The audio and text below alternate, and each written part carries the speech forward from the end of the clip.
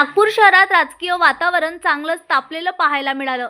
काँग्रेसचे प्रदेशाध्यक्ष हर्षवर्धन सपकाळ यांच्या एका वक्तव्यामुळे मोठा वाद निर्माण झाला आहे। सपकाळ यांनी टिपू सुलतान यांची तुलना छत्रपती शिवाजी महाराज यांच्याशी केल्याच्या आरोपावरून नागपूरमध्ये तीव्र प्रतिक्रिया उमटल्या आहेत। या वक्तव्याच्या निषेधार्थ भारतीय जनता युवा मोर्चा यांच्या वतीने महाल परिसरात जोरदार आंदोलन करण्यात आलं। मोठ्या संख्येने युवा मोर्चाचे कार्यकर्ते रस्त्यावर उतरले होते। यावेळी काँग्रेस आणि हर्षवर्धन सपकाळ यांच्या विरोधात जोरदार घोषणाबाजी करण्यात आली।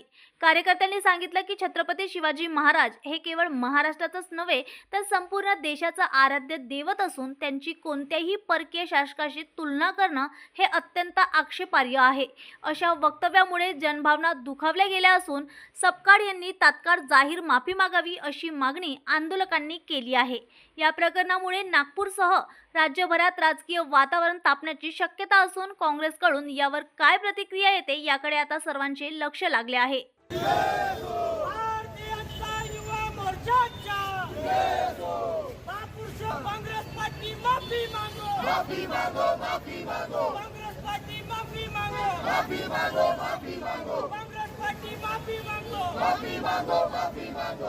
मागणी आपली त्यामध्ये काँग्रेसचे नेते हर्षवर्धन सपकाळ यांनी हिंदवी स्वराज्याचे आराध्य दैवत शिवछत्रपती शिवाजी महाराज यांची तुलना क्रूर शासक त्यावेळेचा दुसरा औरंगजेब टिपू सुलतान याच्याशी केलेली आहे।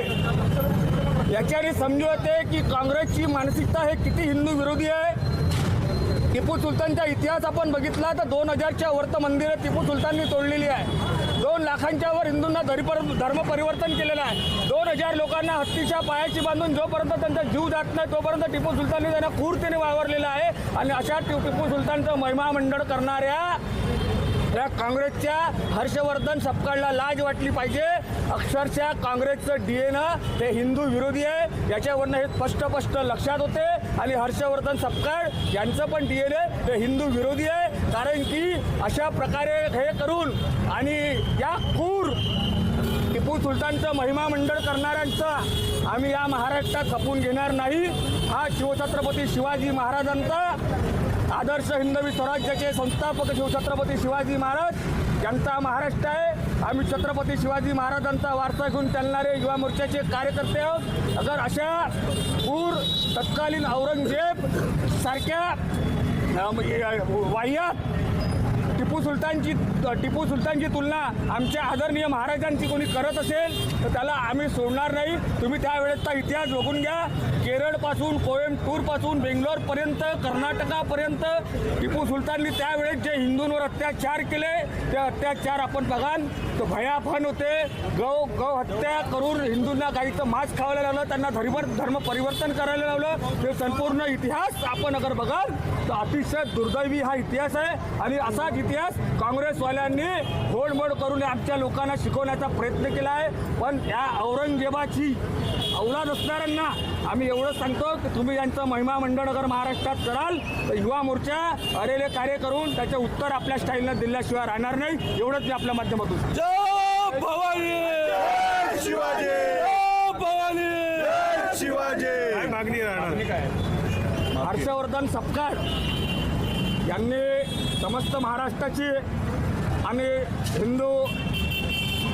हिंदवी स्वराज्याचे संस्थापक शिवछत्रपती शिवाजी महाराज यांची माफी मागितली पाहिजे। कारण की एका क्रूर दुसरा औरंगजेबाची त्याची तुलना होते। त्याची तुलना अगर आमच्या छत्रपती शिवाजी महाराजांची अगर केल्या जात असेल तर हे आम्ही खपून घेणार नाही। हर्षवर्धन सपकाळ यांनी तत्काळ माफी मागावं, नाही तर हर्षवर्धन सपकाळला या युवा मोर्चाचे कार्यकर्ते उत्तर दिल्याशिवाय राहणार नाही। जेव्हा हर्षवर्धन सपकाळ नागपुरात येतील तर त्यांच्या गाडी आणि त्यांचा ताफा सुद्धा आम्ही अडवल्याशिवाय राहणार नाही। हे युवा मोर्चाची या ठिकाणी मागणी आहे।